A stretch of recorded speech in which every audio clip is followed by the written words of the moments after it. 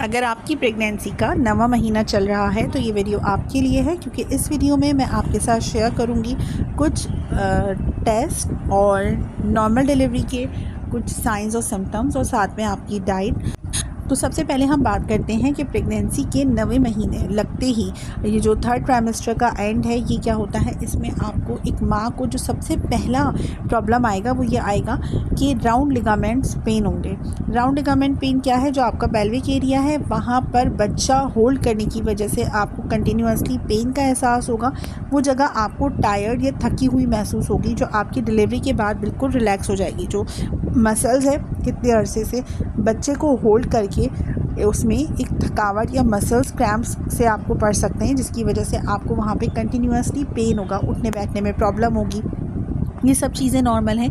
Heartburn की condition होगी और बहुत सारी जो 90% माएँ होती हैं उन्हें इंसोमिया का प्रॉब्लम आ जाता है। इंसोमिया का मतलब कि आपको रात में नींद नहीं आएगी। जो पहली बार माएँ बन रही हैं उन्हें एक्साइटमेंट भी होगी, लेबर का ख़तरा भी, वो जो खौफ होता है ना लेबर रूम का, वो भी होगा। उसके अलावा बच्चा जो अपना वज़न बढ़ा रहा है तो माँ कंफर्टेबल पोजीशन में नहीं रह पाएगी, करवटें बदलते हुए रात गुजर जाएगी। तो ये जो इंसोमिया का प्रॉब्लम है, इससे रिलैक्स होने के लिए आप रात में जो अपने पाँव हैं वहाँ ऑयल का मसाज कर सकती हैं, और मसाज थेरेपी पाँव में उसका इस्तेमाल करके आपकी नींद पुरसुकून हो सकती है। खाना पीना आप 5 या 6 बजे खा लीजिए और फिर लिक्विड्स का इस्तेमाल करें, जूसेस का इस्तेमाल करें, ताकि आपके मैदे में जो तेज़ाबी पानी है मुँह का या मुँह में मैदे का, वो ना आए। तो खाना पीना आप सोने से 3 या 4 घंटे पहले ख़त्म कर लीजिए, और अगर आपको कंटिन्यूसली कोई क्रेविंग होती है खाने की तो आप जूसेस का इस्तेमाल करें और अपने आप को पुरसुकून रखिए। जो डिलीवरी का टाइम होता है उस टाइम को लेके बहुत सारी ख़वातीन को ख्वाब भी आ रहे होते हैं डरावने, और वो थोड़ा सा रात में डर सकती हैं, चौंक सकती हैं। ये सब चीज़ें जो एक साइकोलॉजिकल इशू होता है हर माँ के साथ होता है, ये बिल्कुल नॉर्मल चीज़ है।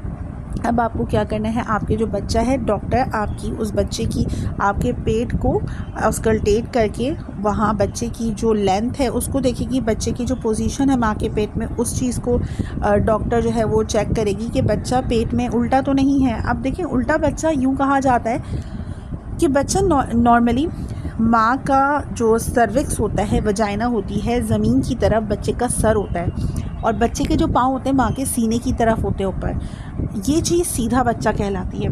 और जो बच्चा उल्टा होता है तो उसके पाँव माँ के वजाइना की तरफ होते हैं, उसका जो सर होता है वो माँ के सीने की तरफ होता है, तो ये उल्टा बच्चा कहलाता है। तो ये जो उल्टा बच्चा होता है, इसमें बहुत सारी औरतें नॉर्मल डिलीवरी नहीं करवाती, करवाना भी नहीं चाहिए, क्योंकि इसमें कॉम्प्लिकेशंस बढ़ जाती हैं। तो कुछ डॉक्टर जैसी जो ख़ास इसमें माहिर होती हैं, आप उनके बारे में मालूम कीजिए अगर आप नॉर्मल डिलीवरी ही करवाना चाह रही हैं। लेकिन अपने बच्चे की जान को या अपनी जान को रिस्क में ना डालिए।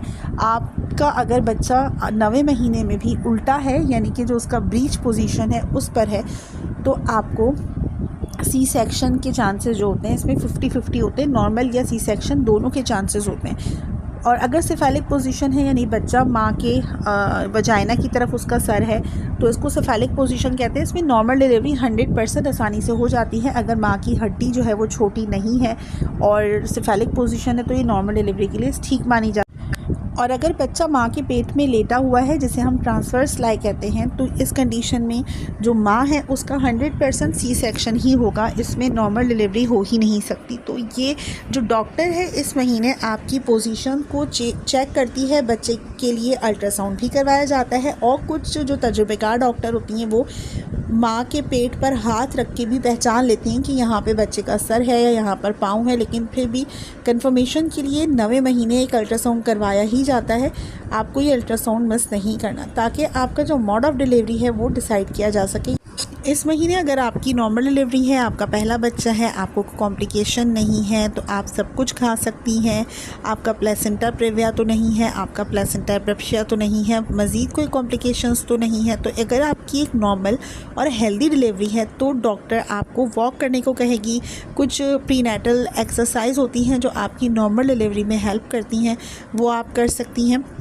वॉक आप रेगुलर कीजिएगा अगर कोई कॉम्प्लिकेशन ना हो, और अगर आपकी डॉक्टर आपको सजेस्ट करे, ताकि आपकी नॉर्मल डिलीवरी में आपकी हेल्प हो सके। अब इस महीने आपको एहतियात कब करनी है कि अगर आपका प्लेसेंटा प्रेविया है तब आप एहतियात करेंगी। अगर आपको गेस्टेशनल डायबिटीज़ है तो आप खजूरें या मीठी चीज़ें नहीं खाएंगी। अगर आपको दौरान हमल शुगर नहीं है तो आपको इस महीने खजूरें बेहतरीन एक ऐसी नेमत है खुदा की, अल्लाह ताला की, कि वो आपका हीमोग्लोबिन लेवल और जो खून बनाने का जो प्रोसेस है उसको बहुत अपडेट कर देंगे, क्योंकि खजूर के अंदर बहुत अच्छी अमाउंट में आयरन मौजूद होता है जो आपके हीमोग्लोबिन को बनाने में हेल्प करता है।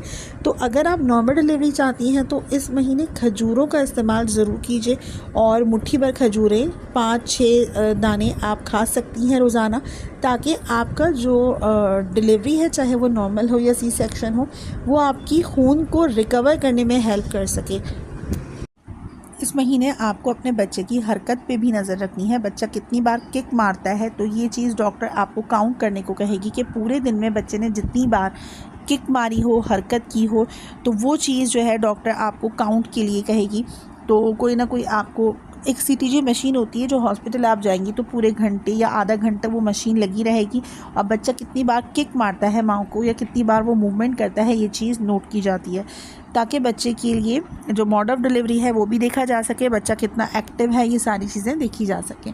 एक चीज़ है जो यूरिन टेस्ट है वो आपका करवाया जा सकता है। अगर आपको दौरान हमल 9वें महीने में कोई यूरिन इन्फेक्शन है तो उसका प्रॉपर ट्रीट करना ज़रूरी है, क्योंकि ये प्रॉब्लम्स को बढ़ा देगा। तो यूरिन टेस्ट आपका करवा सकती है, पेल्विक एग्ज़ाम आपका किया जाएगा, जो आपकी सर्विक्स की ओपनिंग है उसकी जो डायलेशन है उसको देखा जाएगा, यानी कि नॉर्मल डिलीवरी के लिए आपके बच्चेदानी का मुंह नरम हुआ या नहीं हुआ, तो इसको सर्विक्स डायलेट होना कहते हैं। तो ये चीज़ भी डॉक्टर आपकी देखेगी कि नॉर्मल डिलीवरी में कितना टाइम है या कितनी सर्विक्स जो है वो डायलेट हुई है। तो फिज़िकल एग्जामिनेशन डॉक्टर आपका कर सकती है। माँ की हड्डी को चेक किया जाता है कि बच्चा जिस सर्विक्स से गुजर कर नॉर्मल डिलीवरी के लिए जाएगा तो वो हड्डी कुछ औरतों की तंग होती है, जिसकी वजह से चाहे आपका बच्चा सिफेलिक पोजीशन पे भी है तब भी आपकी नॉर्मल डिलीवरी नहीं की जाएगी, क्योंकि इसको कहते हैं कि हड्डी छोटी है।